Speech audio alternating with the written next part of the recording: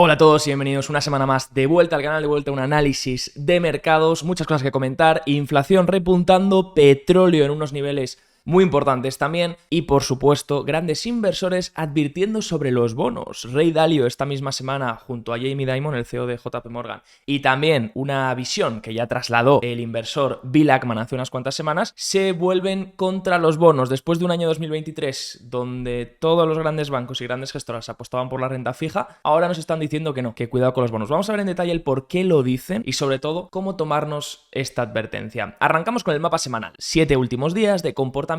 Seguimos viendo cierta recogida en semiconductores, en tecnología. Semana pasada la tecnología lo había hecho mejor, esta semana bastante terrible para la tecnología. Tiene algo que ver también con el repunte de intereses que enseguida vamos a ver. Consumo cíclico que aguanta, sobre todo por Tesla, y vemos también energía y algunos sectores un poco más defensivos en verde. Si miramos la performance, cómo se ha comportado el comportamiento relativo en las últimas semanas, en los últimos meses y en los últimos 3 meses, ya vemos que energía se planta como sector líder si miramos a 3 meses y a un mes. Estuvimos viendo en un vídeo hace tiempo cómo se podía producir esta rotación de tecnología, que de hecho ya se planta en el comportamiento relativo a un mes en un nivel bastante bajo y a 3 meses también, y sobre todo esta última semana tecnología, que es el peor sector actualmente. Enseguida vamos a ver el por qué. Vemos también fuerte movimiento esta semana a utilities, acciones utilities que normalmente estaban bastante tranquilas o incluso con un muy mal comportamiento, fijaros en los últimos 3 meses, y que están repuntando estas últimas semanas. Utilities suele ser un sector bastante defensivo,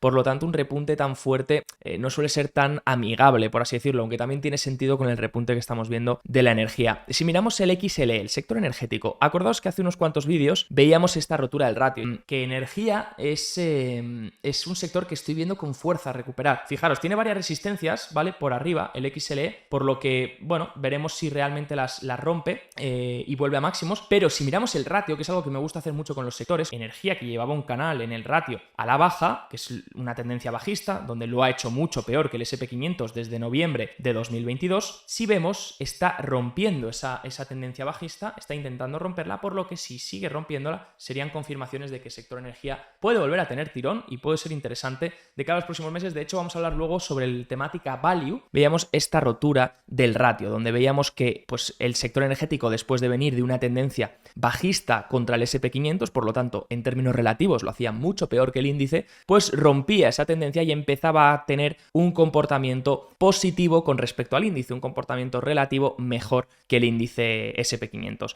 Eso fue una de las señales para ver esa rotación, pero también el tema del precio. Veíamos un precio que venía consolidando y que ahora, estas últimas semanas, ha roto esta base. Ha roto esta base, ¿y de a qué va a depender que esta base se siga rompiendo? Que esto realmente confirme y siga al alza. Pues va a depender de los intereses. Enseguida lo vamos a ver. El sector energético es un sector que está extremadamente ligado a los intereses. Si los intereses repuntan, el sector energético tiende a hacerlo bastante bien, y en cambio sectores con alta duración, donde sueles encontrar pues, sectores como más de crecimiento, más tecnológicos, sectores que sobre todo son más innovadores, reciben esos flujos de caja más lejos en el tiempo, pues ahí es donde sueles encontrar más debilidad cuando los intereses suben. Sector energético por ahora rompe estos máximos, se me hace pronto para confirmar esta rotura de máximos, deberíamos ver un poquito más de continuidad y también que valide este apoyo aquí.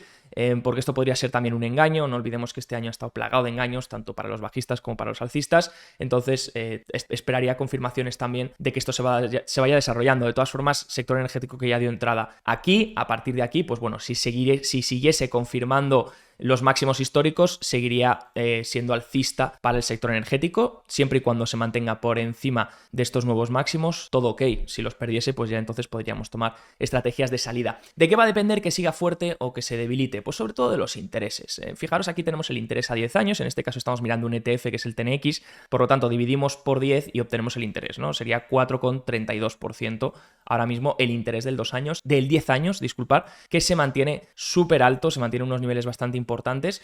Estamos viendo repuntes de inflación, repuntes del petróleo, y a pesar de ello el 10 años todavía se mantiene en los mismos niveles en los que estaba a principios o mediados de agosto, pero está tonteando con esos máximos, y esto es lo que me preocupa. Fijaros que aquí Hay una rotura muy importante de máximos en el 4.36 más o menos, y si esta rotura se produce, si vemos unos intereses que empiezan a liberar el nivel por encima de 4,4%, entonces será mucho más perjudicial para los activos de alta duración. Aquí veremos sufrir pues, a las acciones de crecimiento, a las acciones más tecnológicas, como estamos viendo las últimas semanas, mientras que energía podría incluso hacerlo bien. Podría ser uno de los sectores beneficiados si esto ocurre, si empezamos a ver roturas del interés al alza. Por supuesto, esto también sería bajista si vemos un interés que sube. Recordar que si el interés sube, el precio de los bonos en mercado baja. ¿Por qué? Porque ahora tienes unos bonos que pagan un interés mayor, por lo tanto los precios de los bonos que ya había en mercado secundario, pues tienen que ajustar su precio. Entonces esto sería pues una rotura de los intereses, serían bastante bajista para los bonos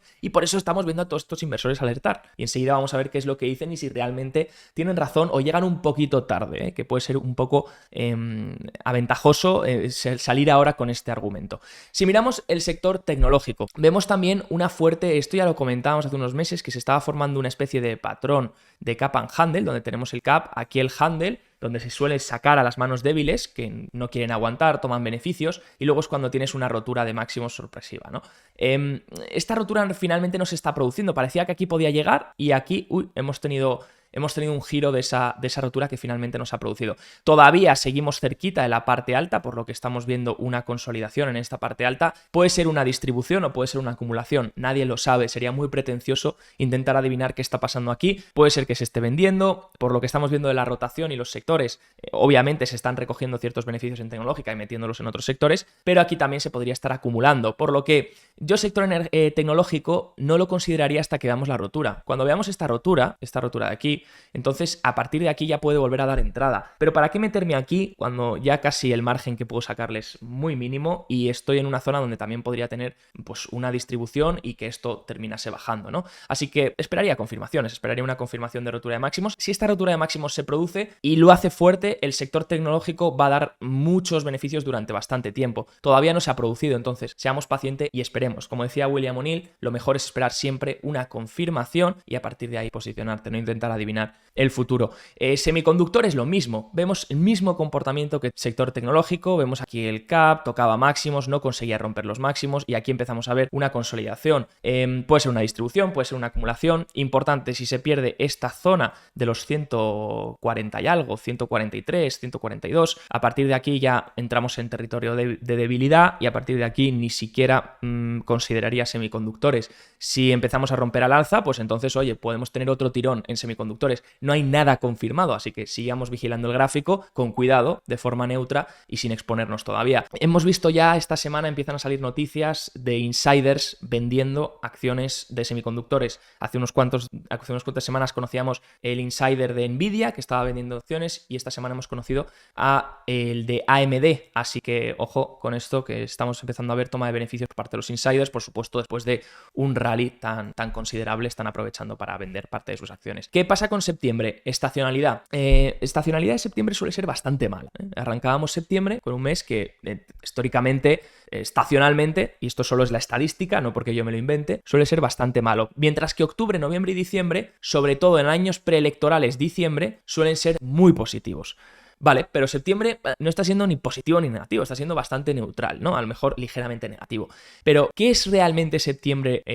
Dentro de septiembre, si analizamos todos los días de septiembre desde 1950 hasta 2022, y lo ha hecho Carson en un estudio muy interesante, vemos que realmente hasta el 19 de septiembre, por lo tanto todavía hasta mitad de la semana que viene, tienden a ser días positivos, tienden a ser retornos positivos. Y es a partir del final de septiembre cuando estacionalmente se suele ver algo más de debilidad.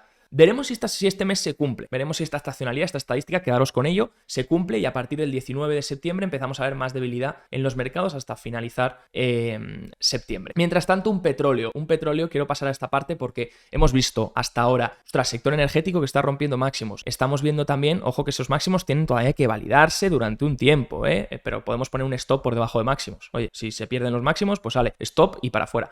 Mientras tanto, petróleo subiendo y esto es una de las razones también por las que el sector energético lo está haciendo bien, pero no solo el petróleo, es que muchas materias primas están repuntando, las energéticas. Estamos viendo el uranio que se planta ya como una de las industrias que mejor lo está haciendo en top 3 del año. El uranio lleva un subidón en los últimos meses increíble. El spot de uranio está subiendo también exageradamente.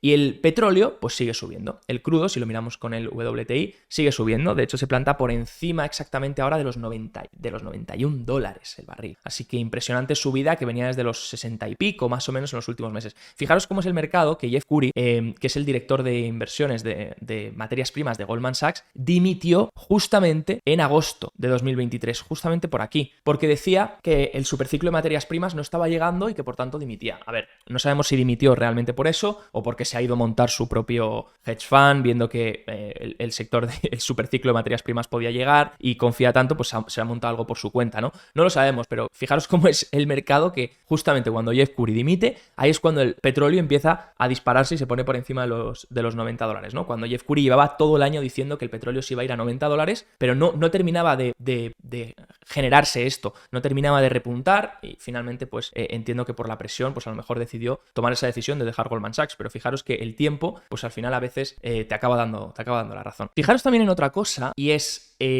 hace unos cuantos meses veíamos en un vídeo la encuesta de managers, la encuesta de gestores de fondos que realiza Bank of America, y veíamos cómo estaban muy posicionados de forma bajista, muy negativos con las materias primas. Y dijimos lo siguiente, ver esto con este otro gráfico, porque dices, o sea, cada vez más los managers descuentan un soft landing, que todo va a salir bien en la economía, pero en cambio están viendo a las materias primas de forma muy negativa. Si resulta que la economía se mantiene y la economía global mejora, las materias primas deberían rebotar. No tiene mucho sentido estos dos gráficos juntos en la misma encuesta, pero aún así creo que estos niveles ya de pesimismo con las materias primas, por supuesto, podrían ir a más. Fijaros estos niveles, ¿vale? Pero estos niveles de pesimismo con las materias primas merece la pena que empecemos a echar un vistazo, sobre todo a buenos resultados de empresas incluso energéticas, a ver qué tal lo hacen con estos resultados e incluso vigilar esos. Fijaros que esta encuesta de managers de fondos casi siempre se puede usar de forma contraria. Cuando todos los gestores de fondos piensen una cosa, posiblemente lo que ocurra sea la contraria. Y mientras tanto, como vemos un petróleo que repunta, pues por supuesto se traduce a la inflación, una inflación que vuelve a repuntar. Estamos viendo que la inflación general repunta hasta el 3,7%, la subyacente en cambio se mantiene reduce hasta el 4,3%, no reduce, sino que se desinfla hasta el 4,3%, porque obviamente no cuenta energía en la subyacente, ni comida ni energía. Pero hemos visto que del movimiento, que ojo, un 0,6 de repunte del CPI este mes, el 50% de este repunte ha sido por la gasolina, ya lo veis, por la energía, que es la columna verde que estamos viendo aquí, y la otra parte pues principalmente por los servicios. Este es el repunte más fuerte en 14 meses que vemos del CPI mensual. Parece que al mercado todavía no le preocupa porque dice, bueno, es la energía. Y al final el mercado, recordar que estaba preocupado por la subyacente. La subyacente es la que más difícil es de mover porque es la menos volátil. La energía es muy volátil. Entonces, el mercado lo que está pensando es, bueno, la energía está repuntando, pero es bastante controlable con los tipos de interés. También, si finalmente hay una contracción económica, la energía pues va a ceder fuertemente, los precios de las materias primas cederían fuertemente, por lo que la inflación se calmaría. El problema es que esto sea lo suficientemente sostenido durante el tiempo, que se pase mucho tiempo esta inflación energética repuntando y al final se traslade a otros sectores. ¿Por qué? Porque las fábricas ya están recibiendo este impacto. Fijaros que también hay dos inflaciones, ¿no? La del CPI, que es la que mira todo el mundo, que es el 3,7 y 4,3 subyacente, y este incremento del 0,6 mensual, pero luego está la del PPI, que es la de inflación de los productores, la que sufren las fábricas, los precios de la oferta. Y fijaros que están repuntando también, han repuntado un 0,7% este mes, incluso más que el CPI, así que el PPI está en términos mensuales repuntando por encima del CPI, lo que se traduce en que las empresas repercutan ese incremento de los costes sobre el cliente final y puedas finalmente traducir eso en un movimiento hacia otros segmentos de la inflación. Por ahora no preocupa Wall Street porque dicen, no va a ser tan sostenido como para que se traslade a otros sectores y volvamos a ver una segunda ronda de inflación. Pero ojo, porque tendremos que vigilar esto. Hablando de los productores, pues eso, 1,6% el cambio anual ya de la inflación, que estuvo casi en deflación, casi los productores entran en deflación, se quedaron en el 0,1 de cambio anual y ahora repuntando hasta el 1,6 debido sobre todo a los costes, pues por supuesto, de la gasolina. Es que fijaros en el CPI también, la gasolina sube un 10,6% este mes. Ha sido un repunte increíble. increíble. Y eso pese a que en términos interanuales sigue restando. En términos interanuales sigue en deflación la energía, pero fijaros que este mes ha sido un 10,6 de repunte.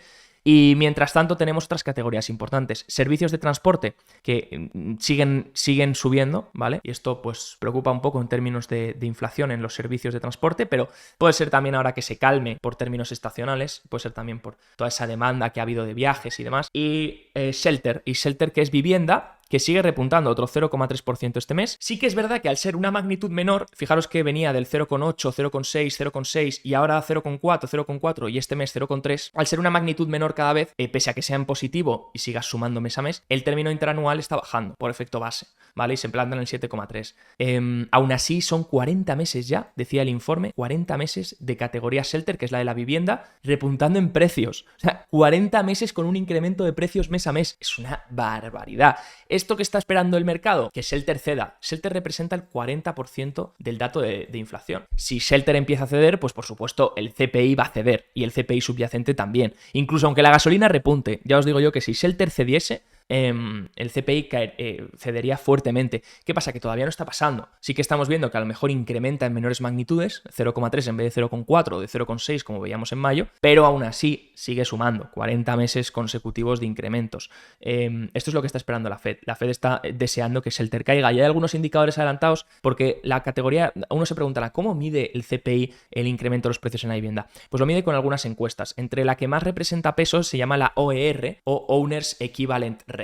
Y esta encuesta lo que mide es, le preguntan a los dueños de casas que digan el precio que pondrían por su alquiler. Y entonces, pues muchos todavía no siguen poniendo precios muy altos. Mientras que otros índices como el Zillow, que es una empresa inmobiliaria, un portal inmobiliario, pues detectan que los precios del alquiler tendrían que bajar. Entonces, pues bueno, Shelter suele ir con retraso. Veremos si realmente acaba generando ese efecto de bajada o ese efecto de desinflación. El vídeo de hoy está patrocinado por Bison Trade, el broker online de Miralta Bank, entidad española regulada y supervisada por el Banco de España y la CNMV. Su objetivo es dar un servicio de alta calidad poniendo foco en las siguientes áreas: seguridad, banco y broker regulados, multiplataforma, tecnología avanzada, acceso a multiproducto, acciones, fondos, renta fija, opciones, divisas y mucho más, y mi parte favorita, la educación y formación para los clientes. Ofrecen tarifas muy competitivas en relación a otros bancos españoles y una atención al cliente excepcional. Visita bisontrade.com y podrás ver más información o probar su plataforma demo.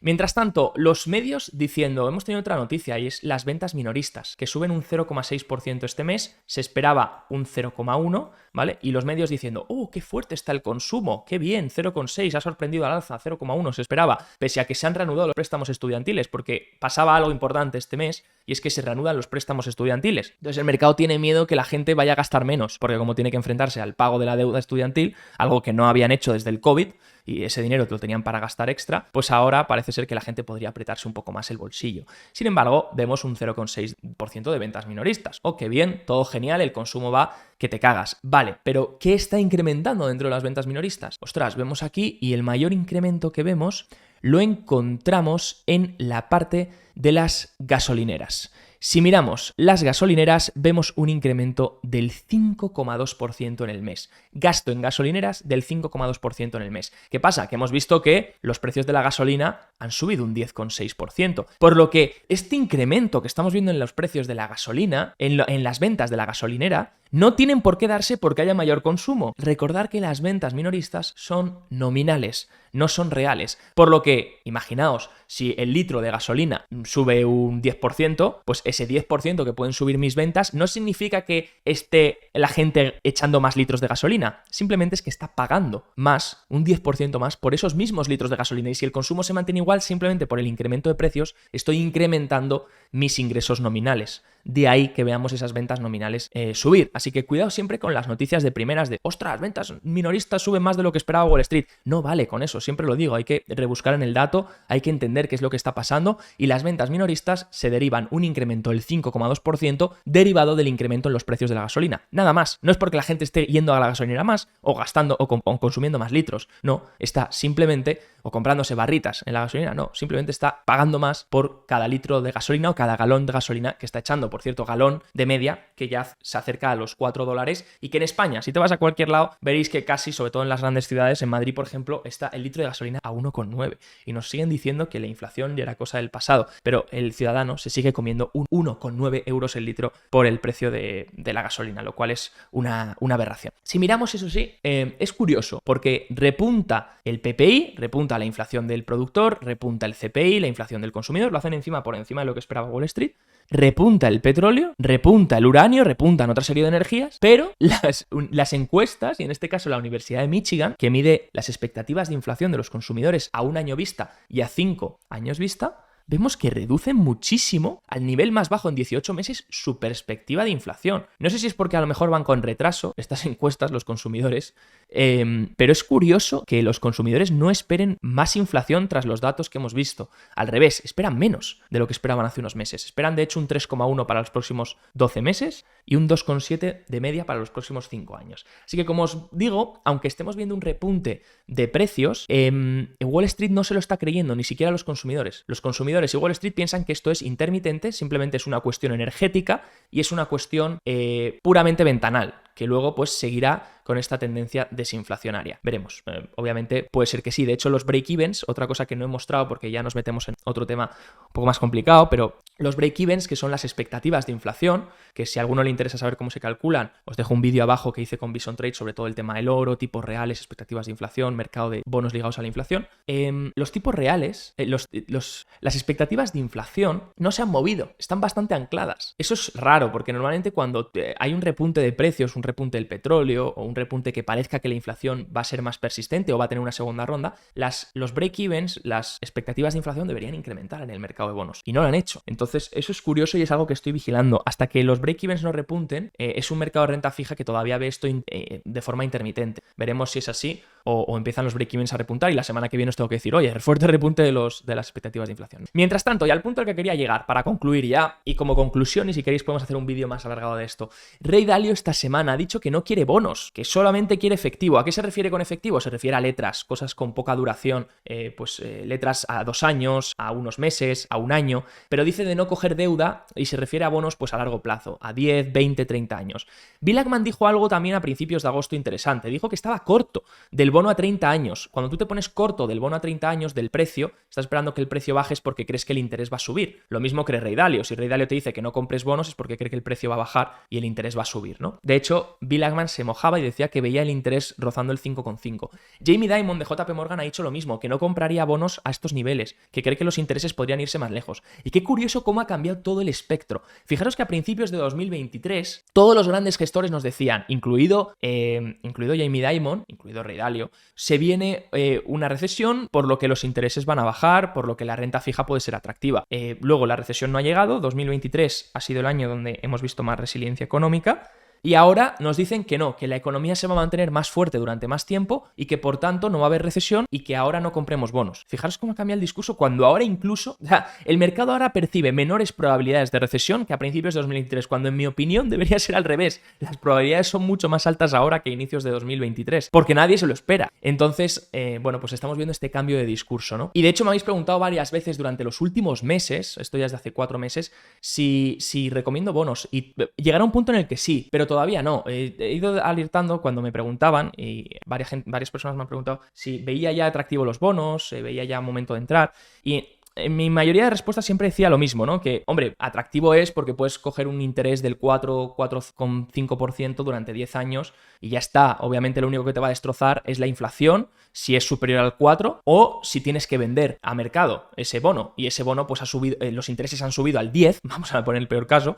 al 10% y claro, tu bono ya no vale nada porque ahora hay bonos que pagan un 10% en vez de un 4. Pero si vas a mantener a vencimiento y quieres un 4 asegurado durante 10 años o 5 años o los que sea y para ti es atractivo, pues sí, pero no creo que sea el momento, siempre he dicho durante los últimos meses que no creía que sea el momento todavía, que va a llegar un punto en el que sí, y ese punto quiero deciros cuándo podría ser o qué indicador estoy mirando yo para que eso se haga así, ¿no? Lo primero vemos el TLT, por ejemplo, estoy cogiendo aquí el ETF de bonos a más de 20 años, del precio de los bonos a más de 20 años, de duración, exactamente tiene una duración de 17 años el TLT aproximadamente, y vemos destrozado el precio del TLT destrozado, de hecho está buscando hacer casi nuevos mínimos, los que veía en noviembre del año pasado, septiembre del año pasado, y el interés que ya hemos visto antes los intereses de los bonos a largo plazo que están intentando romper máximos y que podrían irse más alto. De hecho, Bill Ackman dice que el 30 años podría romper hasta el 5,5%. Eso, por supuesto, haría que el precio de los bonos siga bajando. Y sí, los intereses están incrementando, los precios están incrementando, el petróleo está incrementando y todo eso hace que los intereses pues incrementen, descontando pues que